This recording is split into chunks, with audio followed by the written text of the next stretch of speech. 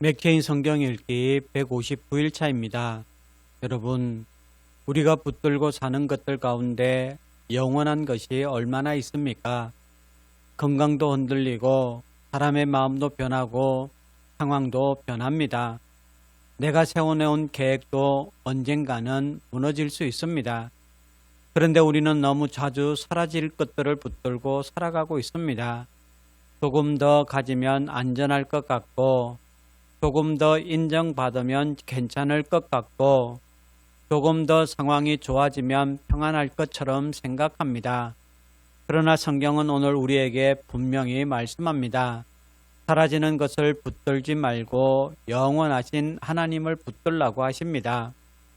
신명기 12장에서 하나님은 이스라엘 백성에게 가나안 땅에 들어간 후 어떻게 살아야 하는지를 말씀합니다.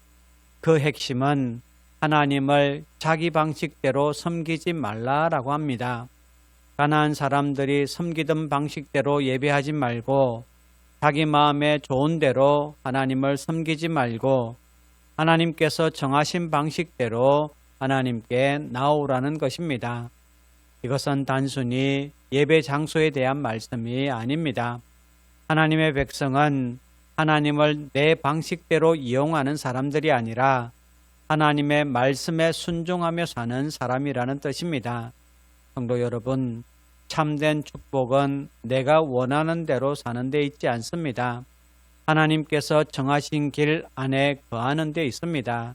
그러니까 영원한 축복은 하나님과 바른 관계 안에 있는 것입니다. 하나님을 예배하고 하나님의 말씀에 순종하고 하나님이 정하신 길 안에 머무는 것, 그것이 사라지지 않는 복인 줄 믿으시기를 바랍니다. 시편 97편은 이렇게 선포합니다. 여호와께서 다스리시나니 땅은 즐거워하며, 그리고 98편은 온 땅이 여호와께 새 노래로 찬송하라고 외칩니다. 왜 찬송합니까? 하나님께서 다스리시기 때문입니다. 세상의 권력은 강해 보입니다. 사람의 힘도 커 보입니다. 때로는 악한 자들이 세상을 움직이는 것처럼 보입니다. 그러나 성경은 말씀합니다. 여호와께서 다스리십니다. 그러므로 성도는 현실이 흔들린다고 절망하지 않습니다. 왜냐하면 우리의 인생은 우연히 흘러가는 것이 아니라 하나님의 통치 아래 있기 때문입니다. 성도 여러분, 상황보다 하나님을 바라보십시오. 내가 붙던 것이 흔들려도 하나님은 흔들리지 않습니다. 이사야 40장은 절망 가운데 있는 백성에게 위로를 선포합니다. 이스라엘은 무너진 것처럼 보였습니다. 포로의 현실은 끝처럼 보였습니다. 더 이상 소망이 없는 것처럼 보였습니다. 그때 하나님은 말씀하십니다. 너희는 위로하라. 내 백성을 위로하라. 그리고 인생의 연약함을 말합니다. 풀은 마르고 꽃은 시듭니다. 사람의 아름다움도 힘도 영광도 오래가지 못합니다. 그러나 이어서 이렇게 선포합니다. 오직 우리 하나님의 말씀은 영원히 서리라. 성도 여러분, 우리가 붙들어야 할 것은 사라질 감정이 아닙니다. 변하는 환경도 아닙니다. 사람의 말도 아닙니다. 감정은 하루에도 몇 번씩 흔들립니다. 사람의 말은 나를 세우기도 하지만 무너뜨리기도 합니다. 그러나 하나님의 말씀은 변하지 않습니다. 말씀이 우리를 위로하고 말씀이 우리를 다시 일으킵니다. 그러므로 믿음은 내 감정을 붙드는 것이 아닙니다. 믿음은 하나님의 말씀을 붙드는 것입니다. 요한계시록 10장은 영원히 살아계신 하나님을 보여줍니다. 힘있는 천사가 등장하고 그는 영원히 살아계신 하나님을 두고 맹세합니다. 이 장면은 우리에게 분명히 말씀합니다. 역사는 우연히 흘러가지 않습니다.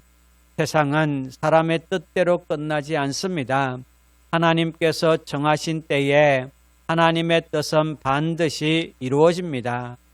요한은 작은 두루마리를 받아 먹습니다. 그 말씀은 입에는 달지만 배에는 씁니다. 하나님의 말씀은 우리에게 달콤한 위로입니다. 그러나 동시에 말씀은 우리에게 사명을 줍니다. 세상 속에서 믿음을 지키게 하고 고난 속에서도 주님을 따르게 하고 흔들리는 시대 속에서도 하나님의 백성답게 살게 합니다. 성도 여러분, 세상은 변하고 사람은 흔들립니다.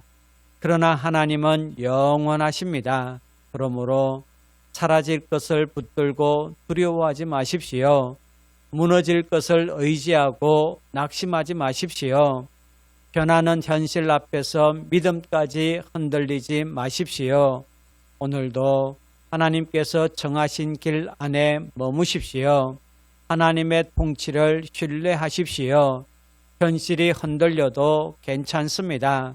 영원하신 하나님께서 자기 백성을 붙들고 계신다는 것을 믿고 오늘을 살아내는 성도 여러분 되시기를 주님의 이름으로 축원합니다. 이제 오늘의 성경을 함께 읽겠습니다.